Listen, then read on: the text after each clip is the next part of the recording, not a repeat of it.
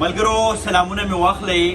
زه په ګل پېښور کې دا بیخي قضا ماسخوتن دی او شپه داسې پخېږي ورو په یو ځایي هوټل کې ناست و. دلته خوراک لرالو د پېښور خوراکونه په پوره دنیا کې مشهور دی د پښتنو دا خوراکونه. نو دلته هغه اړخ ته هم په پنډغالي کې بلها ځوانان مشران کشران ناست دي. دا زه چې په کوم ځای کې ناست یم دلته هم بلها ملګري دي او بیا تر دې اړخ را سره هم بلها ځوانان ناست دي. زمونږ د مردان د سیمې یو ځوان غوښتنه وکړه چې موږ ګپ شپ لګو. دې کې موږ سره د خیبر پښتونخوا د ګوټ نه ځوانان راغلي دي. یعنې موږ سره د مردان، چارسدې، وزیرستان، خیبر، شب قدر، چارسده دا ګیر چاپېره ټولو خپل خپل د زړو نومونه واخیستو. بیا رانه سوالونه شروع کړو. نو یو ملګري پکې ډېر ښکلی سوال وکړو چې ته بهر ګرځې دنیا کې، نو تا د دې دنیا د دې ګرځېدو نه څه تاثر واخیست؟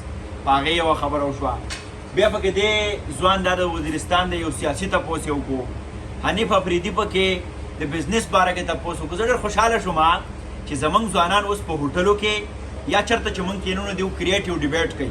پخوا به بدمرغۍ نه هغه دانش صاحب وایي چې منمه مجبوري ده چېرته یار خو به ساتو په دومره هم غورځېږو نه معیار خو به ساتو او بېکاره کېناستی نه شو څه کار به ځان لګورو که هېڅ نه وي د بل په کار کې کار خو به ساتو.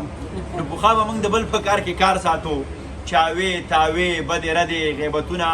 اوس پښتانه کریټیو ډیبیټ ته راغلي دي، یو بل اوري، سوال راپورته کوي. او حنیف صاحب دا تاسو واورئ دا سوال دومره مهم دی. وایي چې دا خلک د تیر شوي ژوند حساب غواړي استاد جي، دا خلک ټوپک نه غواړي کتاب غواړي استاد جي.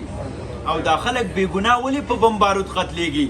دا خلک اوس د دغه سوال جواب غواړي استاد جي. زه د دیو په سوالونو ډېر خوشحاله شوم او د مردان د ملګري د آیډیا مې هم خوښه شوه. دا خبره ستاسو په علم کې راوسته غواړم چې که تاسو ډوډۍ خورئ، که چای څښئ، که ګرځئ، که پارک کې یئ، که د وطن په هر ګوټ کې یئ، سوالونه کوئ، یو بل سره مهذبه مکالمه کوئ، ډیبیټ کوئ. او هغه د خوشحال بابا شعر دی چې زه خوشحال کمزوری نه یم چې به ډار کم، په ښکاره نارې وهم چې خوله یې راکړه. مطلب دا دی چې ما ته یې خوله راکړې ده، ژبه یې راکړې ده، زه به اظهار کوم، زه به خبره کوم، زه به دنیا ته خپل پیغام رسوم. نو خپل پیغام رسوئ او خپل د وطن چې دغه ساندې ساندې چاپېرچل دی دا په سندره کې بدل کړئ، دا په خبره کې بدل کړئ. خبرې ډېرې کیدی شي، بلها خبرې کیدی شي. خو حنیف جانه وایي چې تا سره د دوو خبرو وخت نه و او ما سره کتاب خبرې وي. نو دا کتاب خبرې او په دې راغونډې کړو. د ټولو ملګرو ته دې دغه شعرونه ډالۍ وي چې حالات که راله نه پرېږدي په زړونو کې پښتو، زمونږ خو بهیږي په رګونو کې پښتو.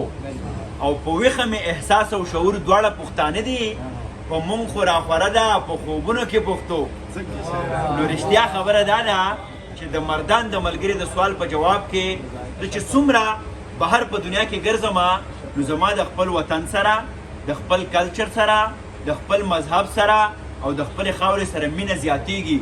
ځکه چې په دنیا کې چې ستا خپل تشخصي آیډنټیټي نو تا کې کانفیډنسي، تا کې باوري، خپل په کلچر فخر وکړئ، خپل په مذهب، خپل په خاوره او خپل په وطن باندې. او چې په ژوند کې هغه وخت د کار شي سړی، د بني ادمو چې په کار شي سړی او چې د خپل قام په نامه سر نه شیندي، د دې نه ښه ده چې مردار شي سړی. قام را ژوندی کړي. ډېره مینه او احترام.